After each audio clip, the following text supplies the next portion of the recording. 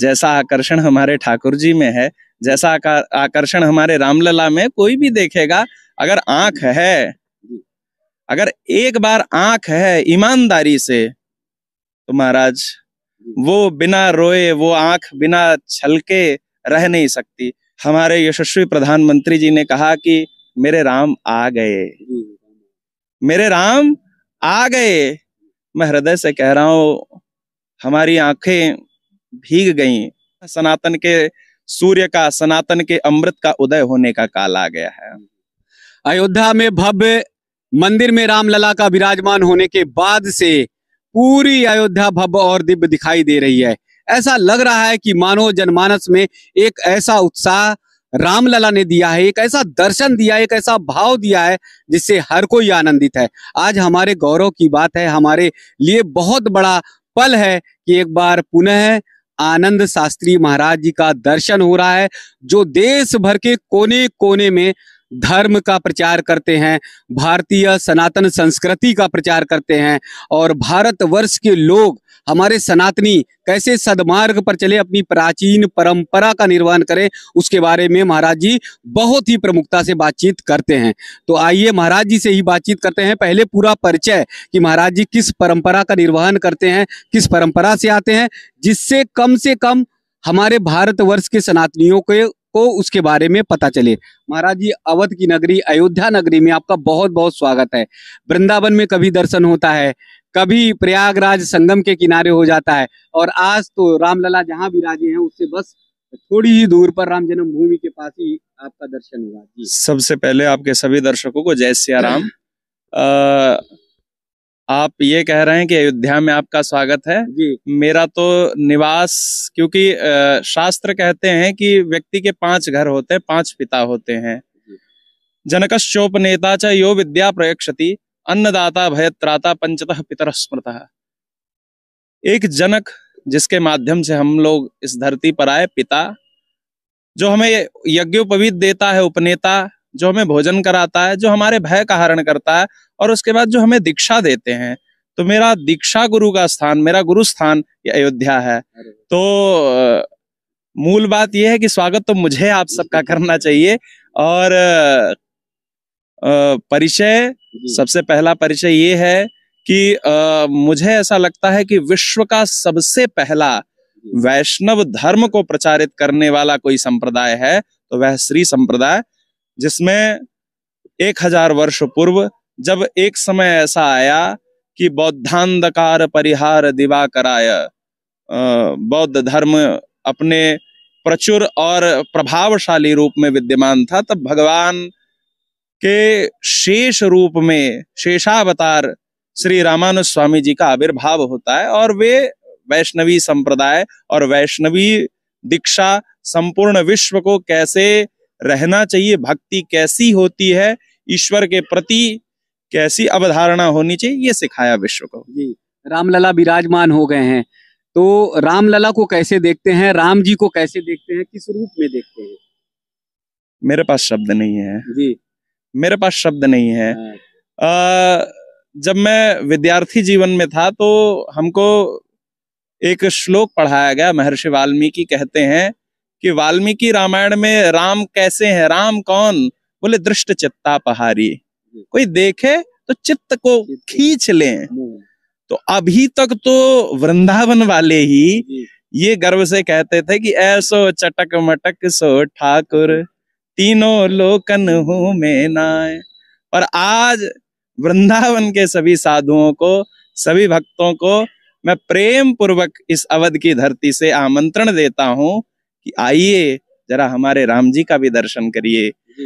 मुझे ऐसा लगता है यद्यपि ये दोष है, किंतु ये अगर प्रेम से हो तो दोष भी दोष नहीं होता। तो विश्व में जितनी भी भगवान के श्री विग्रह हैं, जितने भी अर्चा स्वरूप हैं, जितनी आकर्षण शक्ति, जितनी दिव्यता और जितना स्वरूप में लावण्य हमारे रामलला सरकार में है, उतना कहीं नहीं है। मैं बस एक बात कहना चाहता हूं कि पृथिव्याम ईदृशम रूपम न भूतो न भविष्यति। ये राम का मंदिर नहीं, ये राष्ट्र के अभ्युदय का मंदिर है। 1000 वर्षों से प्रताड़ित की जाने वाली, दबाई जाने वाली संस्कृति मानो अपने अभ्युदय और अपने नवीन युग के आरंभ का जय घोष कर रही हो, ये राम के मंदिर से। और ये पूरा विश्व आज ये कह रहा है, सी राम मैं सब जग जानी। तो लोग सनातन की ओर चलने लगेंगे, सनातन की ओर बढ़ने लगेंगे। ये तो मैंने आपसे प्रयाग में भी कहा था। आपने कहा कि मार्ग बड़ा कठिन है। हमने कहा मार्ग व्यक्ति के लिए कठिन हो सकता है, लेकिन भगवान के लिए कठिन नहीं हो सकता। हम जिस ईश्वर की उपासना करते हैं वह ईश्वर कर्तुम अकर्तुम अन्यथा कर्तुम समर्थ है। तो हम हरि गुरु संतों के बल पर, हम अपने आचार्यों के बल पर, जो हमारे आचार्यों ने स्वप्न देखा था, जो कभी 1893 में सनातन जयकारा लगाते हुए स्वामी विवेकानंद ने स्वप्न देखा था, उसे साकार करने वाली पीढ़ी है हम। वो सौभाग्यशाली पीढ़ी है कि जिन्होंने 500 वर्षों के संघर्ष के परिमिति के बाद, 500 वर्षों के संघर्ष के उपयमन के बाद, उसके समन के बाद हमने अपने प्रभु राम का भव्य मंदिर का दर्शन किया है। जी, अभी कल मुंबई से चलकर 1400 किलोमीटर की यात्रा तय करके शबनम शेख ने रामलला के दर्शन किए। पूरे भगवा में थी, जयकारे लगा रही थी, जबकि बहुत मुश्किल होता है कि मुस्लिम लड़कियों को घर से निकलना, लेकिन वो रामलला के दर्शन करके आई। उन्होंने ये कहा कि अब मौलानाओं को भी दर्शन करना चाहिए, वो भी राम भक्त हो जाएंगे। देखिए, बिल्कुल हो जाएंगे। जैसा आकर्षण हमारे ठाकुर जी में है, जैसा आकर्षण हमारे रामलला में, कोई भी देखेगा। अगर आंख है, अगर एक बार आंख है ईमानदारी से, तो महाराज वो बिना रोए, वो आंख बिना छलके रह नहीं सकती। मैं जब प्रतिष्ठा का कार्यक्रम देख रहा था और जिस समय हमारे यशस्वी प्रधानमंत्री जी ने कहा कि मेरे राम आ गए, मेरे राम आ गए, मैं हृदय से कह रहा हूं, हमारी आंखें भीग गईं। और मैंने अपने जीवन में, मेरा 30-31 वर्ष का जो ये जीवन है, मैंने अपने जीवन में इतना सुख न कभी देखा था, न आगे कभी देखने की कोई कामना है। और इतने वर्षों के अंतराल में बहुत से राजनेताओं का हमने दर्शन किया। किसी राजनेता के प्रति न मेरी सत्कार की भावना हुई, न मैंने किसी राजनेता को आज तक प्रणाम किया, न पहले किया, न अभी किया, न आगे करूंगा। लेकिन जब 22 जनवरी को प्रधानमंत्री जी ने कहा कि मेरे राम आ गए, तो मैं ये विचार कर रहा था कि मैं क्या दूं अपने प्रधानमंत्री को, जिन्होंने 500 वर्षों के संघर्ष के बाद हमें हमारे राम दे दिए, हमें हमारा सनातन गौरव दे दिया। विचार करने लगा, देने योग्य तो कुछ नहीं है, और मैं तो एक गरीब ब्राह्मण हूं। फिर मुझे उन्हीं शास्त्रों की बातें याद आई जिन शास्त्रों का मैं अवलोकन करता रहता हूं। महाभारत के अनुशासन पर्व में पितामह भीष्म कहते हैं, अंजलि परमा मुद्रा क्षिप्रम देव प्रसादिनी।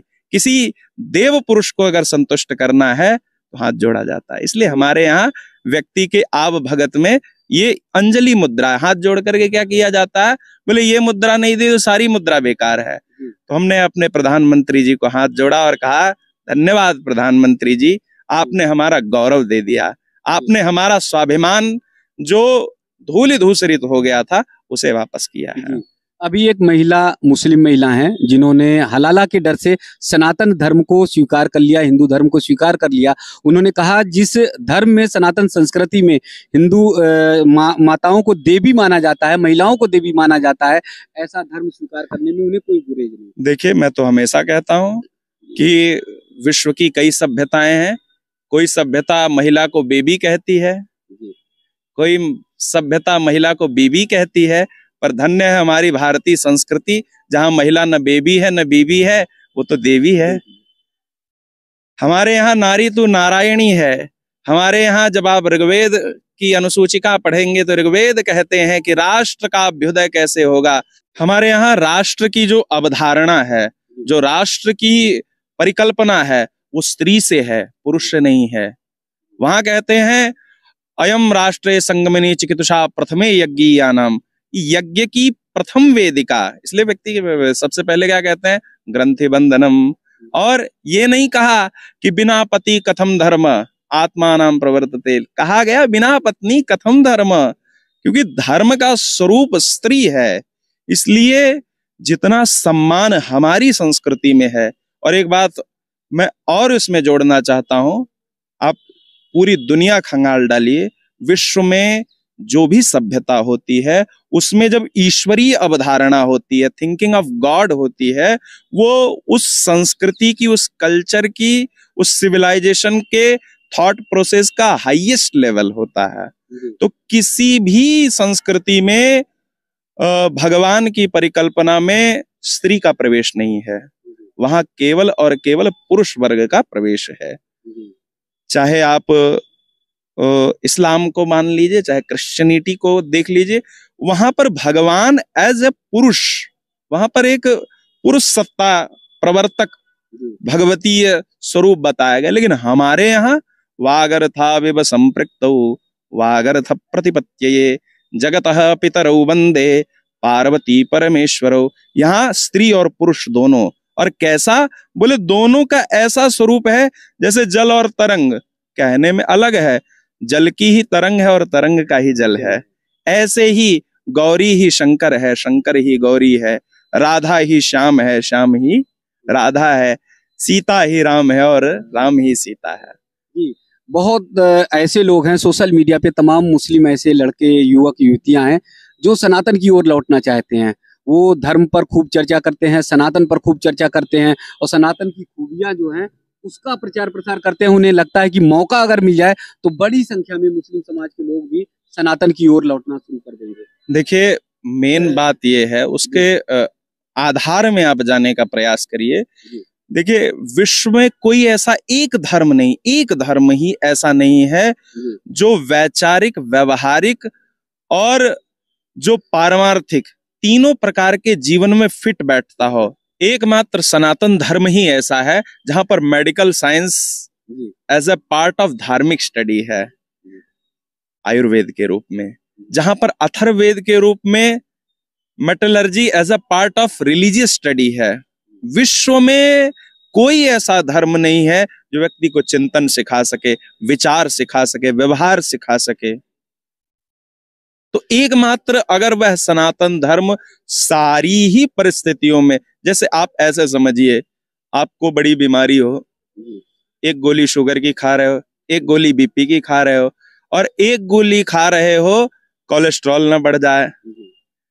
तो इन सारी गोलियों की अपेक्षा कोई अगर ऐसा कहे कि आप ये तीनों, चारों, पांचों जो गोलियां रोज ले रहे हो, इनकी अपेक्षा आप एक ऐसी सुंदर सुमिष्ट औषधि है जिसका सेवन आपको करना और सारे रोग समाप्त, तो कौन नहीं लेना चाहेगा? कौन ऐसा है जो व्यक्ति उस औषधि को, जो वो जिह्वा को भी स्वाद दे रही है और सारे रोग भी समाप्त कर रही है, तो ऐसी सुमिष्ट भी और सुयोग्य भी, तो ऐसी औषधि का सेवन कौन नहीं करना चाहेगा? इसलिए जब जब व्यक्ति का वैचारिक स्तर बढ़ता जाएगा, वह सनातन की ओर झुकता। इसका मतलब शबनम शेख चल चुकी हैं तो सनातन की ओर बढ़ना शुरू हो जाएगा। अभी तो कईयों का आना बाकी है। अभी तो कई ऐसी बहनें हैं, कई ऐसे माताएं हैं जिन्होंने इन कट्टरपंथियों का ये जो कट्टरपंथ की दीवाल है, बस इसको ढाना चाहती हैं। इसको बस टूटने दीजिए। और ये जर्जर दीवाल है, ये दीवाल विचारों से, सिद्धांतों से हीन है। इसको बहुत दिन तक पढ़ी लिखी पीढ़ी स्वीकार नहीं कर पाएगी। ये दीवाल गिरनी है। अभी बड़ी संख्या में मुस्लिमों ने भी रामलला के दर्शन किए, जय श्री राम के नारे लगाए, वहां पर दंडवत किया, प्रणाम किया। राम तो सबके हैं, राम तो सबके हैं, राम तो चर अचर सचराचर में है। राम का मतलब ही यही होता है, रमन्ते योगिनो यस्मिन असौ सा रामः। कहने का मतलब यह है कि जो सभी में रमण करता है। सीता रमण रमावत सब कहूं, ताते राम पुकार करो का। ऐसे राम जी जो सबको रमा रहे हैं, जो सबको रिझा रहे हैं, वे राम जी वो तो सबके हैं। लेकिन वही स्वामी प्रसाद मौर्य कहते हैं कि हिंदू धर्म धोखा है, सनातन धोखा है, मूर्ख है, मूर्ख है। मूर्ख भी है, और सबसे बड़ी बात मुझे ऐसा लगता है कि ये भी मैं नहीं कह सकता। ये मैं जिस स्थान पर हूँ और जिस परंपरा का मैं संवाहक हूँ, मेरे शब्द ऐसे नहीं हो सकते। हाँ, ये कह सकता हूँ कि उनको दिमागी इलाज की आवश्यकता है। जी, लग रहा है कि वो राम को झुठलाकर जो है अपने अस्तित्व को समाप्त कर रहे हैं, अपने पूर्वजों को समाप्त कर रहे हैं। 1 करोड़ उल्लू मिलकर के क्या सूर्य का अस्तित्व समाप्त कर पाएंगे? जी। कौन ऐसा है? सूर्य के अस्तित्व को कौन नकार सकता है? अगर व्यक्ति आंख बंद कर ले तो क्या सूर्य का अस्तित्व समाप्त हो जाएगा? सनातन सनातन है, सनातन सूर्य है।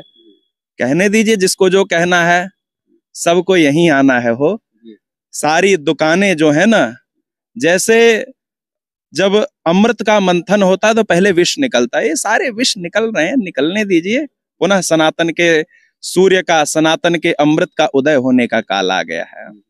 पूज्य महाराज जी ने कहा है कि सनातन के उदय का काल आ गया है।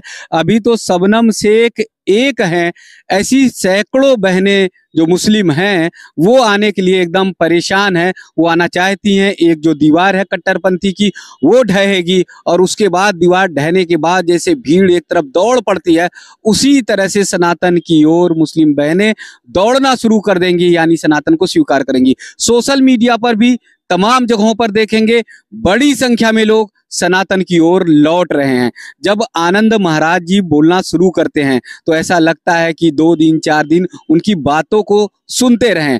जिस तथ्य परक तरीके से वो अपने संदर्भ को रखते हैं, भाव को रखते हैं, वो हम सब के लिए प्रेरित करने वाला है और सभी सनातनियों के लिए प्राउड होने वाला है, गर्व करने वाला है कि एक युवा संत जो हम सबको दिशा देता है, जो हम सबकी दिशा तय करता है कि सनातन श्रेष्ठ है, सर्वश्रेष्ठ है।